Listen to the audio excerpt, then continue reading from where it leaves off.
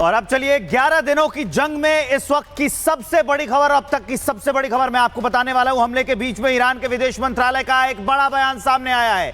कहा है कि परमाणु कार्यक्रम जारी रहेगा। ईरान कह रहा है कि नहीं रोकेंगे, हम अपना परमाणु कार्यक्रम जारी रखेंगे, बनाएंगे हम परमाणु। फसाद की जड़ जहां से ये पूरा युद्ध शुरू हुआ, अब ईरान कह रहा है कि हम अपना परमाणु कार्यक्रम जारी रखेंगे, हम परमाणु बनाएंगे। हमले हुए तो क्या हुआ, हम नहीं डरेंगे। ईरान के विदेश मंत्रालय से यह बयान सामने आया है कि हमारा परमाणु कार्यक्रम जारी रहेगा। ईरान साफ कह रहा है कि हम अपना परमाणु कार्यक्रम बंद नहीं करेंगे। इस बीच एक और बड़ी अपडेट है। बड़ी खबर आ गई है जहां पे ईरान ने अमेरिका इजराइल को दी है धमकी। दुश्मनों के लिए भयानक रात आने वाली है। ईरान कह रहा है हमारे दुश्मनों को भुगतना होगा अंजाम। ये ईरान की ओर से जारी बयान में कहा गया है। तो जिस तरीके से कल अमेरिका की ओर से ईरान की न्यूक्लियर साइट्स को टारगेट किया गया, इसके बाद ईरान की ओर से लगातार चेतावनी धमकियां दी जा रही है और ये कहा गया है अब कि हमारे दुश्मनों को भुगतना होगा अंजाम। उनके लिए भयानक रात आने वाली है, ईरान कह रहा है। यानी कि ईरान पलटवार करेगा, इसमें कोई दो राय नहीं बची अब। हालांकि वो हमला कैसा होगा, कितना बड़ा पलटवार होगा, प्रहार कैसा होगा, इस पर नजरें लगी हुई हैं। लेकिन ईरान की ओर से साफ कर दिया गया कि दुश्मनों के लिए भयानक रात आने वाली है। ईरान की ओर से बड़ी तैयारी यहाँ पे पलटवार के तौर पे की जा रही है। जब ईरान के पर कल हमला किया गया अमेरिका की ओर से और आज भी इजराइल की ओर से टारगेट करते हुए अलग अलग शहरों को निशाना बनाया जा रहा है। और अब ईरान की ओर से ये साफ कर दिया गया है, चेतावनी दी गई है, धमकी दी गई है कि जो दुश्मन है उनके लिए अब खतरनाक रात आने वाली है। तो दुश्मनों के लिए खतरनाक रात आने वाली, ऐसा ईरान कह रहा है। लेकिन आपको बताएं, इराक इरबिल असद एयरबेस 2000 अमेरिकी सैनिक जहां पर तैनात है, तो ये वो बेसेस है जो कहीं टारगेट पर हो सकते हैं, अमेरिका के वो बेसेस। आपको इराक की हमने जानकारी दी, अब सऊदी अरब की जानकारी ले लीजिए। फाइटर जेट 35,000 से ज्यादा सैनिक सऊदी अरब में भी अमेरिका ने जो बेस बनाया हुआ है वहां पर तैनात है। कुवैत की भी बात कर लेते हैं, यहाँ पर 5000 मरीन कमांडोज और 2 बड़े एयरक्राफ्ट कैरियर अमेरिका ने स्टैंड बाय पे रखे हुए हैं। बहरीन की बात कर लेते हैं, बहरीन में देखिए अल उबैद एयरबेस है और ये जेट रिफ्यूलिंग की फैसिलिटी है जो स्टैंड बाय पर रखता है अमेरिका। जॉर्डन में भी अमेरिका का एक बेस है, जहां अम्मान में 2000 से ज्यादा अमेरिकी सैनिक तैनात है। यानी आप समझिए मिडिल ईस्ट में एक तरह से अमेरिका ने अपना जाल बिछाया हुआ है। यूएई की भी बात कर लेते हैं, ये नक्शे पे मैं आपको दिखा रहे हैं और जानकारी हम दे भी रहे हैं। यूएई में देखिए नेवल आर्मी बेस के साथ 3 बेसेस हैं यूएई में, जहां 6000 सैनिकों की तैनाती रखी गई है। तो ये वो अलग अलग 9 अमेरिकी बेसेस हैं जो आप कहीं ना कहीं रडार पर हो सकते हैं ईरान के, क्योंकि ईरान कह रहा है कि हम तो बदला लेंगे और हम बदले के मूड में हम रुकने वाले नहीं। इस बीच बड़ी खबर आ रही है, उसका रुख करें जो आपको बताएं, इजराइल के ड्रोन को मार गिराया ईरान ने।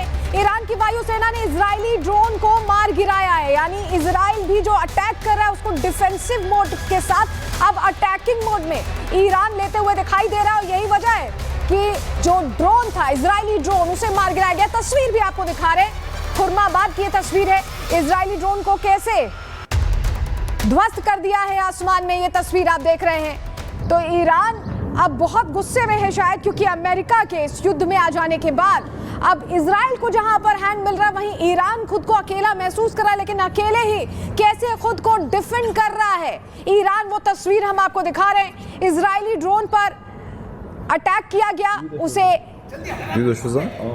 उसे समझा गया कि कहां पर ये अटैक होने की कोशिश हो रही है और तुरंत डिफेंस मैकेनिज्म एक्टिव हुआ। इजरायली डिफेंस सिस्टम ने इसे मार गिराया है। तस्वीर हम आपको दिखा रहे हैं, इजरायली ड्रोन को मार गिराया, कैसे आसमान से नीचे धरातल में गिर रहा है, ये तस्वीर आप देख रहे हैं। लेकिन इस बीच सवाल ये खड़े होते कि जिस तरीके से कल अमेरिका की ओर से ईरान की न्यूक्लियर साइट्स पर ताबड़तोड़ हमले किए गए, ईरान के पास अब विकल्प क्या क्या बचे हुए, ईरान क्या कुछ कर सकता है, ये जानना भी आपके लिए बहुत जरूरी है। देखिए खामनेई के पास कितने विकल्प बचे हैं। पहला विकल्प क्या है, ईरान के परमाणु मिशन पर स्थायी रोक लगाए। ये ईरान को साफ साफ पहले अमेरिका भी कह चुका है। यूएन के जरिए शांति समझौता पर हस्ताक्षर करे, ये ईरान के पास विकल्प बचा हुआ है। जो तीसरा विकल्प है वो क्या है, सत्ता छोड़कर रूस की शरण में चले जाए, क्योंकि रूस पहले से ही ईरान का समर्थन कर रहा है। अमेरिका इजराइल के खिलाफ युद्ध लड़े, ये भी उसके पास विकल्प है कि भाई कुछ ना बचे तो वो युद्ध लड़े, इजराइल के खिलाफ भी और अमेरिका के खिलाफ भी। लेकिन इन सब विकल्पों में से ईरान की ओर से क्या विकल्प चुना जाएगा, ये अपने आप में सवाल है। इस बीच बड़ी बात यहां पर है कि पश्चिम एशिया में बिगड़ते हालात को देखते हुए यूएनएससी की आपातकालीन बैठक हुई है और बैठक में मंथन का मुद्दा ईरान पर रहा है। जहां पे ईरान पे अमेरिका का हमला हुआ था, हमले को लेकर किस देश का आखिर रुख क्या रहा इस मीटिंग में, रिपोर्ट में समझाते हैं।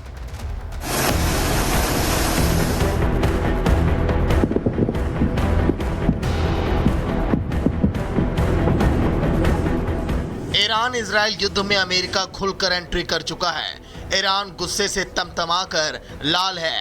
ट्रंप का साथ मिलते ही इजराइल भी पहले से ज्यादा आक्रामक है, जिसकी तस्वीरें एक दूसरे पर भीषण अटैक के रूप में सामने आ रही हैं। इस भीषण जंग के बीच ईरान की मांग और पाकिस्तान, चीन, रूस के संयुक्त राष्ट्र सुरक्षा परिषद यानी कि यूएनएससी की आपात बैठक बुलाई, जहां सभी देशों ने ईरान पर अमेरिकी हमले को लेकर अपना रुख साफ किया।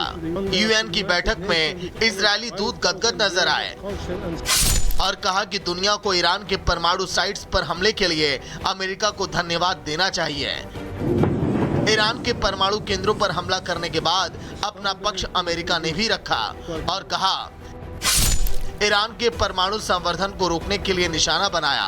वो समय आ गया जब संयुक्त राज्य अमेरिका अपने सहयोगी की रक्षा के लिए और अपने नागरिकों और हितों की रक्षा के लिए निर्णायक कार्रवाई करे। दुनिया को ईरान के परमाणु कार्यक्रम के खतरे को दूर करने के लिए अमेरिका को धन्यवाद देना चाहिए।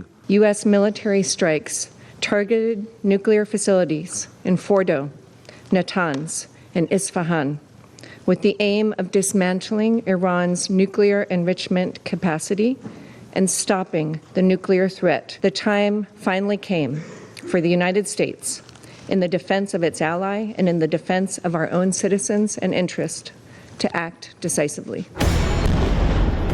लेकिन बात शांति की थी, सीज फायर की थी, जिसके बदले अटैक को लेकर अधिकतर देश अमेरिका की निंदा करते नजर आए।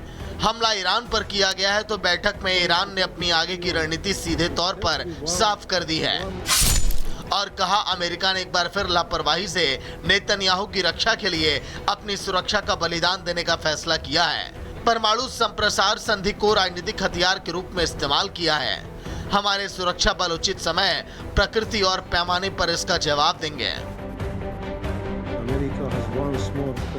अमेरिका ने एक बार फिर लापरवाही से नेतन्याहू की रक्षा के लिए अपनी सुरक्षा का बलिदान देने का फैसला किया है।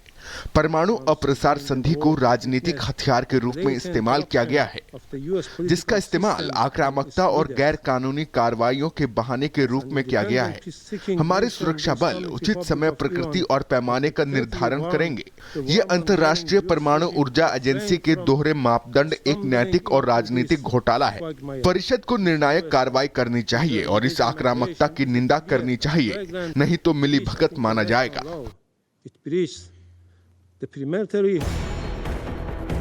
रूस खुलकर इस जंग में ईरान के साथ खड़ा नजर आ रहा है। यूएनएससी की बैठक में भी अमेरिकी हमले की निंदा की और ईरान में तत्काल युद्ध विराम की अपील की है। साथ ही कहा कि अमेरिका ने ईरान पर हमला कर जंग छेड़ दी है। कोई नहीं जानता कि इसके क्या परिणाम होंगे। बैठक में चीन और पाकिस्तान ने भी अपना रुख साफ किया। चीन ने कहा कि संयुक्त राष्ट्र चार्टर अंतर्राष्ट्रीय कानून और ईरानी अधिकार का उल्लंघन है। वहीं पाकिस्तान अमेरिका के बदले इजराइल को टारगेट करता नजर आया और ईरान पर इजरायली हमले को मूर्खतापूर्ण बताया। इजराइल और अमेरिका एक दूसरे के साथ हैं, ये पूरी दुनिया के सामने आ चुका है, लेकिन अब सबकी निगाहें ईरान पर टिकी हैं कि उसका अगला कदम क्या होगा। साथ ही नजर उन देशों पर भी है जो अभी तक ईरान के साथ खड़े नजर आ रहे हैं।